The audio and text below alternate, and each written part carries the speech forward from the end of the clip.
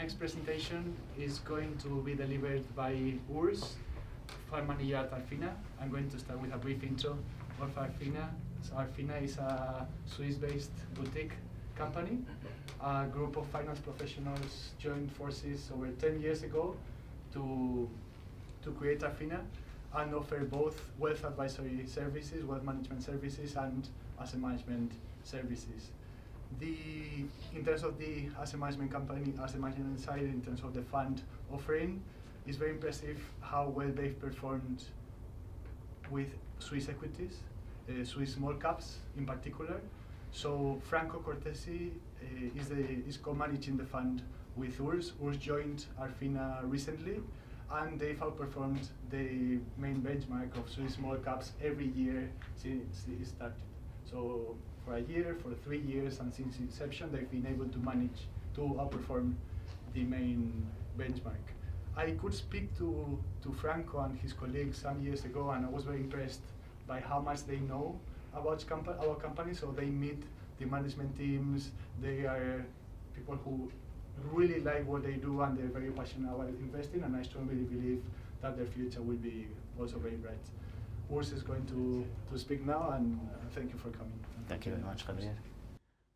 So hello everybody, thanks for spending the afternoon with us, and yeah, you'll hear many different things. Swiss equities now, that's actually all you need, but I'll show you why I think it is like this. So I thought it's 10 minutes, but yeah, I'll be pretty quick on that, so there's room for Q&A, definitely. I first would like to show you why we think Swiss equities should be a cornerstone in every investor's portfolio.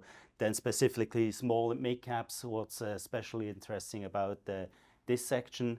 And finally, why I think we have a pretty interesting offering that you should, sorry? So the screen can be seen. Yep. Well, why you should consider Arfina to be on your menu when you are convinced that Swiss equities should be part of your portfolio. So very quickly, Switzerland, what makes it interesting? Well, we're here in Zurich. I don't want to spend too much time on that. Let me just pick out two things. That there's one natural resource that we have here in Switzerland. The only mining we can do here is brain mining, so it's brain power, it's innovation. You rank it by whatever you choose. Patents per capita, Switzerland is leading by far, by a huge lead to everybody else. We have this educational system here, so a lot of very smart people here, many innovations, good universities, etc. The second is obviously the Swiss franc.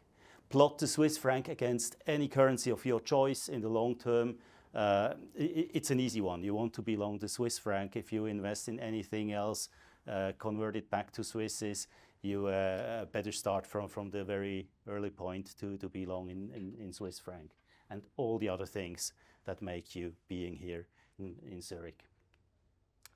The black line is a 24-year chart of the SPI, so the broad market in Switzerland, large and mid and small caps together, versus MSCI Europe, world, global. So it's against, and some think US is the holy grail, while Switzerland is actually doing better in the long term. Now take exactly the same black chart for the next slide.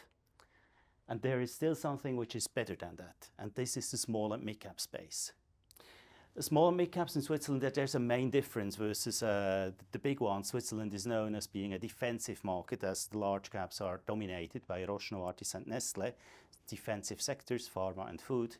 While in the small mid cap space, 30% is industrials. It's much more cyclical than the large cap space, which has only 10% in industrials. So that's one main difference. And then obviously they're typically at the earlier stage of their business life, that there's typically more growth opportunities for a smaller company than there is for, well, think of Nestle doing not that great over the last couple of years. So in numbers, close to 5% per annum over this 24-year period for the broad market in Switzerland, and it's more than 7% for the small mid-cap space. So the numbers themselves are pretty impressive. The last 2 years, honestly, not that impressive in the direct comparison, but if you really look at the long term, you see that there is a strong outperformance that small mid-caps can deliver. And you get an international footprint. If you invest in Switzerland, you get a very international portfolio. Just imagine, it's the geographical size of Switzerland. It's so small that the company at the very early stage in the life of the company comes to the physical border. So typically you go international much earlier before you get a listing at the exchange. So pretty much every company listed at the exchange, couple of exceptions like Swisscom, for example, not even them. But typically a Swiss company is very international. You see, even in our space, it's less than a quarter of the turnover is generated in Switzerland. We could not eat all the drugs from Roche and Novartis, who are permanently behind. So very international portfolio that you get a lot of diversification just by having a Swiss equity portfolio. A few words on Arfina Capital. Javier mentioned it, founded 10 years ago by these three gentlemen coming from Credit Suisse, then serving Swiss and Spanish clients. We got all the FINMA licenses you want, especially the one also for collective assets, which allows us to run funds as well. So the two people managing the Swiss equities, while our colleagues are sitting in Zurich, we have an office in Tenvalue. Franco started this fund I'm talking about 3.5 years ago. More than 20 years experience, very well educated, 20 years in Swiss equities. We're the same age.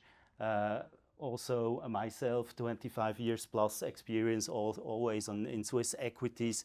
And I think that's a big part of why we've been quite successful so far is just the experience that we have. We've done every mistake. We're both 53 years old. So all these psychological traps the market offers you, we've fallen into them maybe a couple of times. We've been too aggressive, we've been too passive, we didn't sell the losers. All these things, you know, it's hard to get rid of losers because you still have this anchoring thing. You know you bought it at 100 and you should sell it at 50, but it's so hard. And you have to take this pain a couple of times before you decide not anymore. So I think we learned a lot, and Mr. Porter has been mentioned in the last presentation. I think our process, it feels like Porter's 5 forces plus. There's more to it than the situation of the market, than your market position. And a very important point for us is always management. That's the top priority. Of course, we look at the business model and we analyze it and we say that that's the growth potential, that's the margin potential. But then the big question is, do you have a management team in place which is able to exploit that potential, or will they not? And this is the beauty and why we're so passionate about what we do. We're very close to these companies. We invest in Switzerland, we sit in Zurich. We know these guys. We know our 100 CEOs we would potentially invest in. We invest into 30 to 40. We know them, we meet them regularly. I spent tomorrow a day with the management team of Inficon, for example. So we're very close. I think there are many funds out there invested in Apple. They might not be so close to Tim Cook. We know our guys. So maybe I'll give you a specific example. I didn't prepare numbers on that. But let's go for our biggest bet at the current situation. That's Surveillance. A company that does testing, basically, certificates. If you need an ISO certificate on how green, how efficient, how whatever you are, if you need a certification to import something from outside of Europe into Europe, if you need this CE stamp, you need to get that from an official company. And Surveillance is one of the leaders, together with Bureau Veritas or with Intertek. And Surveillance has been the most complicated organization left in Switzerland, the last matrix organization we had in Switzerland, I guess. Now we have a new manager. She used to be the CFO of Holcim, another big position of ours. And I would love to talk about the cement space as well. Now, completely agree. We went from ESG 1.0, it's bad, to ESG 2.0, it's good. Same company. So this lady having this experience with Holcim, and we have the experience with her. She's bringing the same toolkit to a new company. She's cleaning that up. She's harvesting the low-hanging fruit. We have a lot of good experiences with her. And we see the business model is there. We see how well Bureau Veritas has done and Intertek. And Surveillance has missed a lot of these opportunities under the old management. So management change is potentially a very important driver for us. And this is the specific case right now. So we see the sentiment change coming up. I also think trying to have a feeling, a nose, an understanding, experience for sentiment change is very important. We run a 40 million fund. We will never influence the price. It's the 99.99 other investors. So we have to have an understanding, when is the sentiment changing? I mean, if a stock is trading 10% higher today than yesterday, it's typically the same company. It's typically sentiment changes. It's emotions that drive the market. So again, experience quite important. Results, Javier has mentioned it. The green bars show the outperformance per year. So in every single year since now, it's not that long, honestly, 3.5 years. But we've been outperforming in every single year so far. And I especially like the thick one here. Why? It was a down year. And many small mid-caps funds out there are high beta funds. And we really try hard to be pretty exactly at 1.0 and just deliver alpha. We want to beat the benchmark. And I think for most clients, be it private person, be it pension funds, it's even more important in a down year that you beat it in that year. And so far, yeah, it's been successful. This year, with a good start in November, it's like 1.3%. What you see here is the net result of the most expensive share class that we have, 1%, the retail share class. So add 50 basis points every year if you qualify for the institutional share class. We're pretty happy with what we've done so far. And with that picture, which I think is the most important one, I'm happy to take questions if we do it right now, or if you want to do it afterwards. I'm ready to hand it over to your next speaker. I have one. Yeah. When you say small and mid cap, small can be 0, mid can be big size. How big is it? How small it is. I mean, do you have something like Meyer Burger in there? Oh God, no, we don't invest in companies that do 11 loss years in a row. Okay. So we want the minimum quality. But in terms of market cap, yeah, it can go pretty small. I mentioned, so what's the restriction limit? Basically, we want to invest less than 30% of our assets into companies which have a market cap below 1 billion. So that's one thing. In Switzerland, typically, the definition of what's a large cap, what's a mid cap is the 20 largest names, the SMI. It's just the number, 20. These are the large caps. And typically, it's around 10 billion market cap only, what you would probably consider a small cap in the US. Here, from 10 downwards, mid cap starts. And then again, the definition is is it 20 or 30 mid caps, and the rest is then small caps. So it's the number.